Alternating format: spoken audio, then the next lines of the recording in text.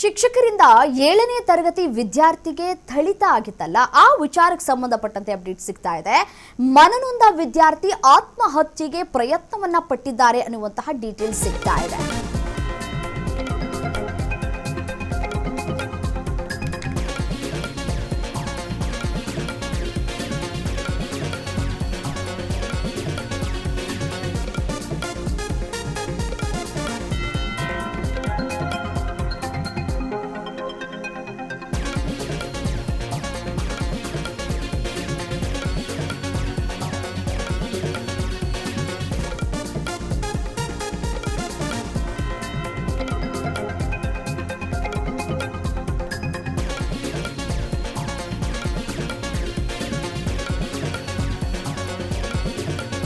ಶಿಕ್ಷಕರಿಂದ 7ನೇ ತರಗತಿ ವಿದ್ಯಾರ್ಥಿಗೆ ಥಳಿತ ಆಗಿರುವಂತಹ ವಿಚಾರಕ್ಕೆ ಸಂಬಂಧಪಟ್ಟಂತೆ ಇದೀಗ ಮನನೊಂದ ವಿದ್ಯಾರ್ಥಿ ಆತ್ಮಹತ್ಯೆಗೆ ಪ್ರಯತ್ನವನ್ನ ಪಟ್ಟಿದ್ರು.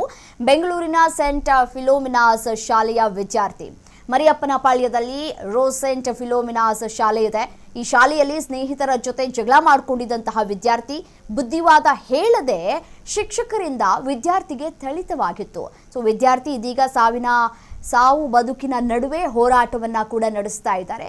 ಶಾಲೆಯಲ್ಲಿ ಏನಾದರೂ ತಪ್ಪು ಮಾಡಿದ್ರೆ ಮಕ್ಕಳು ಒಂದು ಕಡೆ ಶಿಕ್ಷಕರು ವಿಚಾರಣೆಗೆ ಒಳಪಡಿಸಬೇಕು. ಏನಾಯ್ತು, ಯಾವ ಕಾರಣಕ್ಕೆ ಜಗಳ ಆಯಿತು, ಯಾರ ಮೇಲೆ ಹಲ್ಲೆ ಮಾಡಿದ್ರು ಅಥವಾ ಯಾರು ಕೆಟ್ಟ ಪದಗಳಿಂದ ನಿಂದನೆ ಮಾಡಿದ್ರು ಅಂತ ಹೇಳಿ ವಿಚಾರಣೆಯನ್ನ ನಡೆಸಬೇಕಾಗತ್ತೆ. ಶಿಕ್ಷಕರು ಮಕ್ಕಳಿಗೆ ಯಾವ ರೀತಿಯಾಗಿ ತಿಳಿ ಹೇಳಬೇಕು, ಯಾವ ರೀತಿಯಾಗಿ ಬುದ್ಧಿ ಹೇಳಿದ್ರೆ ಅವರು ಸರಿ ಹೋಗ್ತಾರೆ ಅಂತ ಹೇಳಿ ಶಿಕ್ಷಕರಿಗೆ ಹೇಳಿಕೊಡುವಂತಹ ಅವಶ್ಯಕತೆ ಏನಿಲ್ಲ.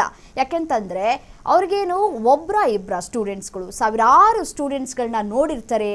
ಅವರ ವರ್ತನೆಗಳು ಹೇಗಿರುತ್ತೆ ಅನ್ನೋದು ಗೊತ್ತಿರುತ್ತೆ. ಅದನ್ನ ಅರ್ತಿರುವಂತಹ ಟೀಚರ್ಸ್ಗಳೇ ಈ ರೀತಿಯಾಗಿ ದುಡುಕಿನ ನಿರ್ಧಾರವನ್ನ ತೆಗೆದುಕೊಂಡು ಬಿಟ್ರೆ ಎಷ್ಟು ಮಟ್ಟಿಗೆ ಸರಿ ಅನ್ನುವಂತಹ ಪ್ರಶ್ನೆ ಒಂದ್ ಕಡೆ ಹುಟ್ಟು ಹಾಕ್ತಾ ಇದೆ. ಸೊ ನಿಜಕ್ಕೂ ಶಿಕ್ಷಕರು ಯಾಕೆ ಹೊಡೆದ್ರು ಅನ್ನುವಂತಹ ಪ್ರಶ್ನೆಗಳು ಇಲ್ಲಿ ಕಾಡ್ತಾ ಇದೆ. ಏನಾಯ್ತು, ಯಾರು ಹಲ್ಲೆ ಮಾಡಿದ್ರು ಅಥವಾ ಯಾರು ಬೈದ್ರು, ಇದೆಲ್ಲವನ್ನು ಕೂಡ ವಿಚಾರಣೆ ಮಾಡಬೇಕಾಗಿತ್ತಲ್ವಾ ಶಿಕ್ಷಕರು. ಬಟ್ ಆದರೆ ಇದು ಯಾವುದನ್ನೂ ಇಲ್ಲಿ ಮಾಡದಂತೆ ಕಾಣಿಸ್ತಾ ಇಲ್ಲ. ಸೊ ಹಾಗಾಗಿ ಏಕಾಏಕಿ ವಿದ್ಯಾರ್ಥಿಯ ಮೇಲೆ ಅಥವಾ ಅವರನ್ನು ಪ್ರಶ್ನೆ ಮಾಡುವಂತಹ ಕೆಲಸಗಳನ್ನು ಮಾಡಿದಂತಹ ಸಂದರ್ಭದಲ್ಲಿ ಇತ್ತೀಚಿನ ಮಕ್ಕಳುಗಳು ನಾವು ಗಮನಿಸ್ತಾ ಇದ್ದೀವಿ. They are very pamper kids.